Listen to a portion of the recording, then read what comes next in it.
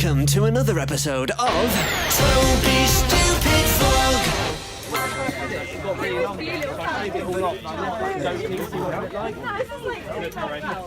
How are you anyway? You good?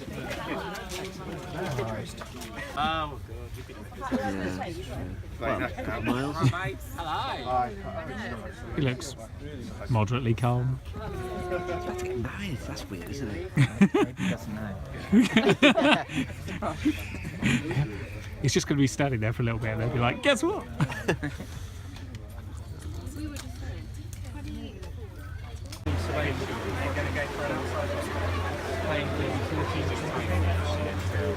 I think it'd be memorable. Yeah. There we go. I guess you can tell me.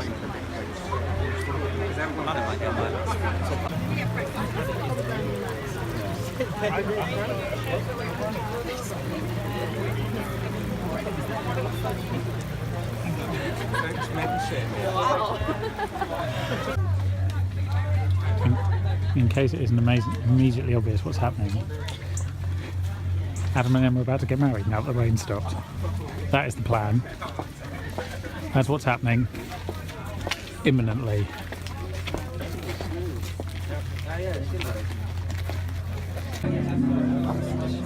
Hoping to find Yes, I want some petals. a little blue.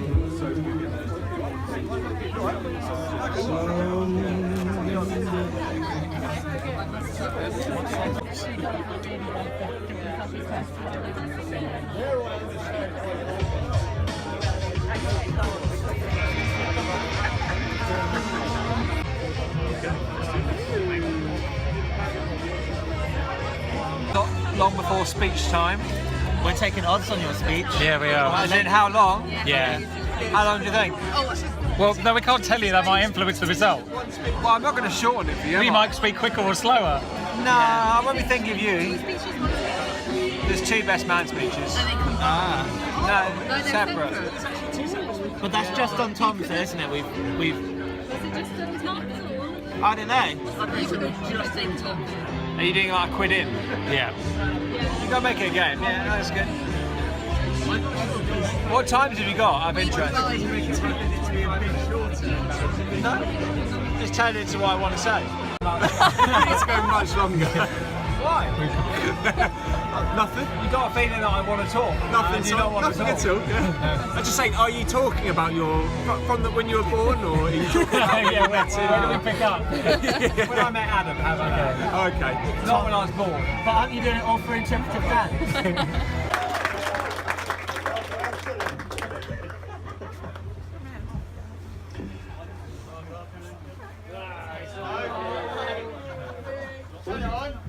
How's that? How's that? Okay.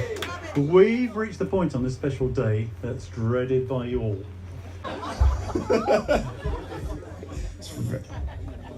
Hello. Right, well, this was really hashed out last night at the bar with my two best men. So we're going to give this a go, right?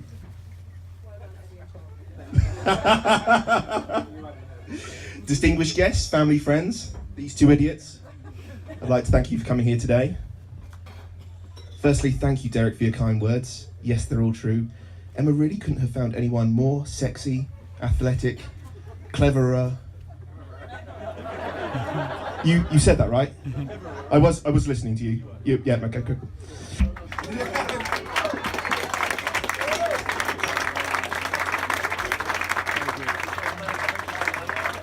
This is Brian May of Queen, and I'm sure that you remember this one. Power FM, Southampton. Is this your real wife? Or is this just fantasy? Looks bloody gorgeous. Your dreams are reality. Open your eyes. Put down your pork pies and tea. You're just a saint's boy. You need more sympathy. The manager's easy come, easy go. Now you're gonna finish low. Anyway your team goes, doesn't really matter to me. This is Small, by the way. Hello? Emma, we want to know, how do you sleep at night? He snores like a flyby flight. Goodbye, everybody, I've got to go. Gonna leave him in his room and sleep outside. Emma,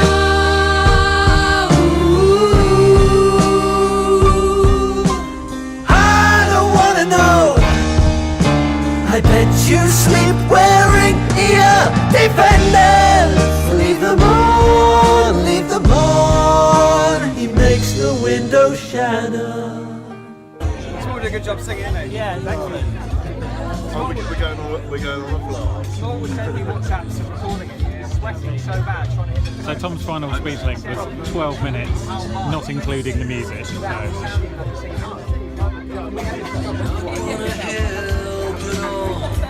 Would you please welcome, dancing for the first time, his husband and wife. I give you Mr. and Mrs. Burgess.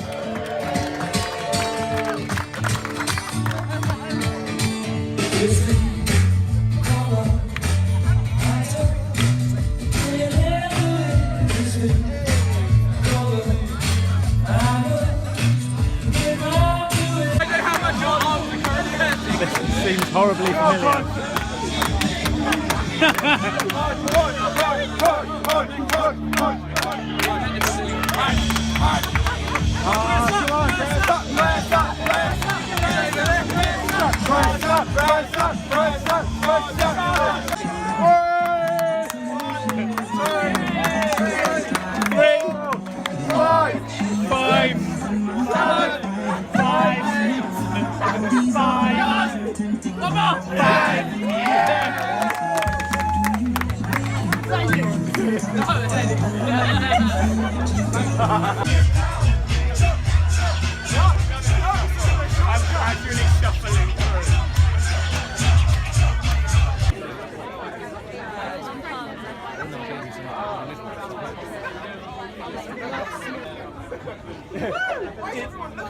Did you cut it yet? No, I meant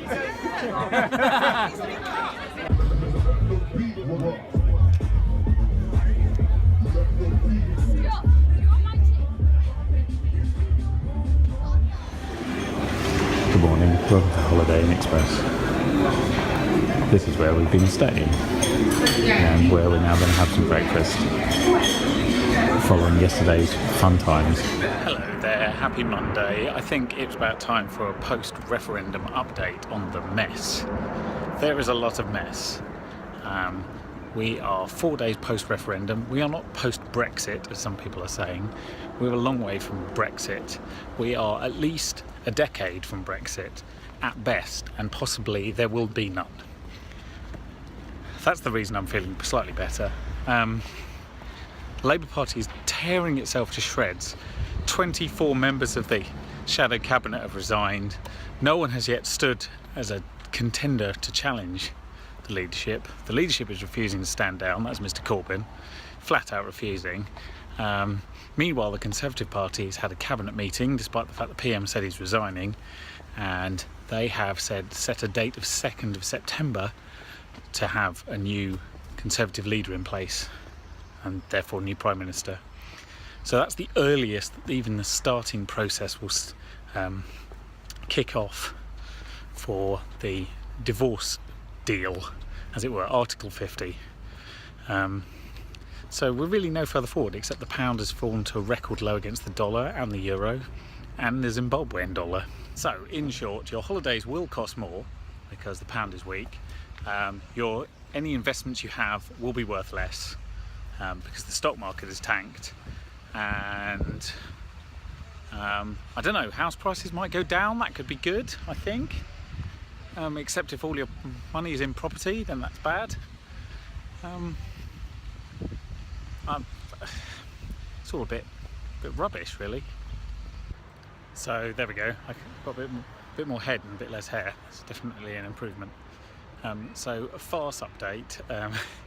At least one Labour MP has said that because their constituency voted Remain, they will not vote on Article 50. They'll essentially vote against it despite the will of the people.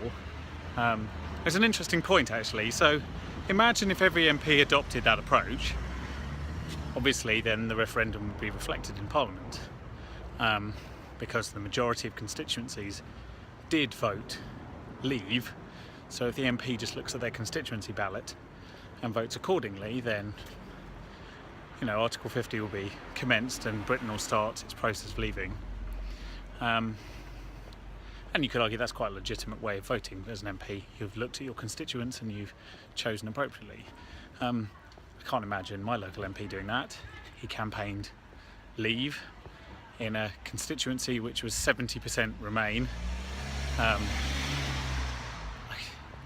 And following the bashing that he got at the London mayoral election, I find it very hard to imagine how he can be re-elected in the inevitable general election that's following. But that's good news, for me at least. So yeah, it's all a bit of a farce, to be honest. So yeah, we'll see where we get to.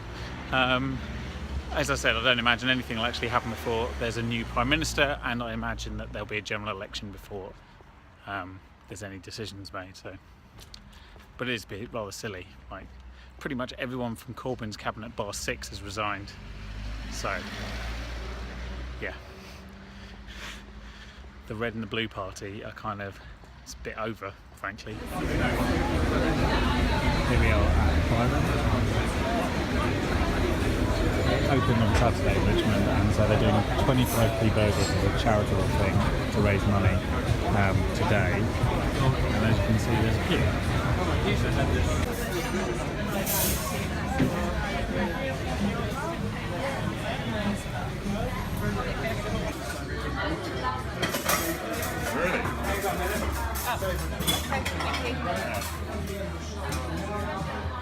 Hello there. It is Wednesday morning, and today England played Sri Lanka at the Oval in the 4th one-day international. The last one was essentially rained off. One of them was a draw, and England have won one. So it doesn't feel like there's actually been much cricket. And the weather is not looking great. That's an understatement. Currently it is grey and miserable, just like you'd expect on a June day in England.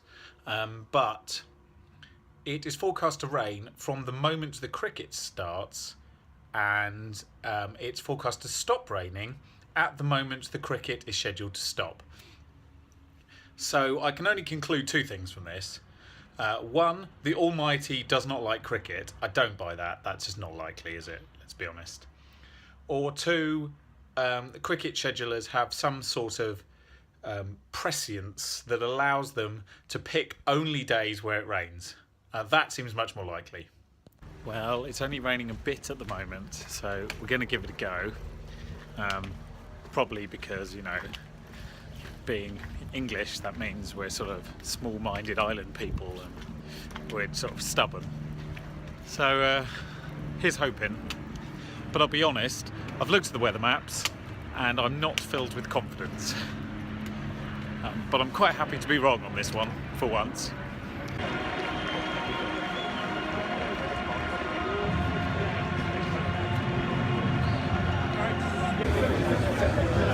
Well, we had 18 overs before the covers came on, and now we're doing a bit of sheltering and watching the pitch dry.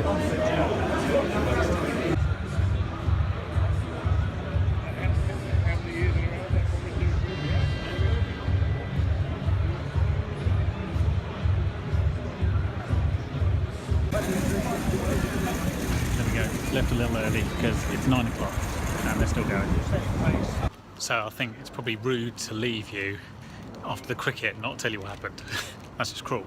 So England won. Hooray! In fact, we left when England needed another 50 runs to win, and they had got them before I got to Clapham Junction. So it was a pretty convincing performance. So we were expecting there to be quite a lot of rain delays today. There was only one, as you saw. It lasted about 2 hours.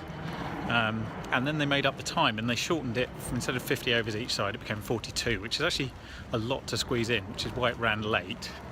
I think it finally wrapped up about 9:25. It was supposed to wrap up at 9:45, so it ran over about 40 minutes. It was very grey and there was a lot of mizzle and drizzle in the air. But you know, I got to see cricket all day, frankly, apart from a little gap. So can't really complain at that, especially when England win, even better. And the sun's just set here.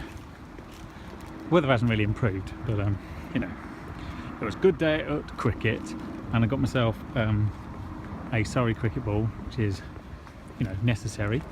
And yeah, it's back to work tomorrow. Boo. So 2 more days this week. I'm at USP for both of them. I have a board meeting tomorrow evening in Teddington. I'm going to be very tired for that, but we'll just have to muddle on through. And yeah, and then at the weekend, our parents are coming down to Kew to see the wedding fair, which is when they show off Kew as it is during a wedding, so they can see that. So that should be quite good, but that'll be in the next vlog, so I'm just teasing you. Hello. What a huge mess. There's almost no point in me making any political comment anymore, because it's moving so fast that by the time you hear me say something, the facts have changed, frankly. The personnel certainly have. Suffice to say, the Conservative Party is a horrible mess and the Labour Party is a horrible mess. And that's really all there is. That'll probably be true in 2 weeks. I'm just coming back from Teddington. This is the usual sort of route where I wander along and ponder the existence of the United Kingdom. I'm not sure I have anything new to add, if I'm honest, at this point. I'd say I'm not feeling quite as desperate as I was. But it is a real mess. I mean, it's almost pointless with the told you so's and everything now, but it's why do we do this to ourselves? I just don't know. There's still a fairly reasonable group of people who think that this is going to end in something better. I can't disagree, but how do they know? They don't. That's the reality. The only thing you can say for absolute certainty is there's going to be short-term shit, and we're living in it now. So as long as everyone's happy with that. Anyway, it's nearly the end of the week. Tomorrow is a reasonably normal day, which is going to be quite pleasant because it's been a bit manic, and it's the start of July already. Now that happened. So yeah, I need to invoice some people. If you owe me money, thanks. Happy Friday. So I'm home, which is very nice because I've got the weekend coming up, and the idea of not commuting and not having to think for at least a little bit is huge relief. Today, the 1st of July 2016, it is exactly 100 years since the first proper battle of the Somme, the First World War, or the Great War, depending on where you're from. Quite a sobering thought. I didn't really want to leave you on a downer, but hopefully there's some positives to come out of this. So on the first day, the British forces started going over the top out of the trenches to attack the German lines. They walked, believe it or not, initially, well, Britain lost 20,000 people on the first day. 20,000 Brits were killed in one day. Now, can you think of an example since then when that's happened to any country? It's quite hard, isn't it? Even what you'd consider massive acts of terrorism, huge natural disasters, in a single day, that's an astonishing figure. And certainly in the Western world, it's unheard of. And I hope that it makes you realise, despite the sort of uncertainty and various unpleasantness that it might be going on at the moment, that we actually live in a very, very safe place compared with our grandparents or great-grandparents. And we actually have something quite special in terms of the number of years of peace, the very small amount of war that we see, and the relative security and life expectancy of people is just unrecognisable to that generation. So don't take it for granted.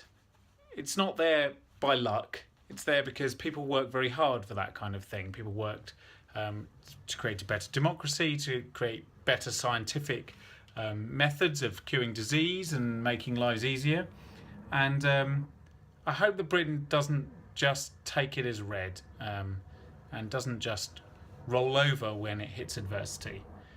So that's the thought I'm going to leave you with. Positivity. That's what you need. That's what you need to get you through. So I sound a little bit like Roy Castle there. I'm not expecting any records to be broken, incidentally. I hope I'll see you next week, and it'll hopefully be a bit more lighthearted. So please join me then, and have a good weekend. Don't be stupid for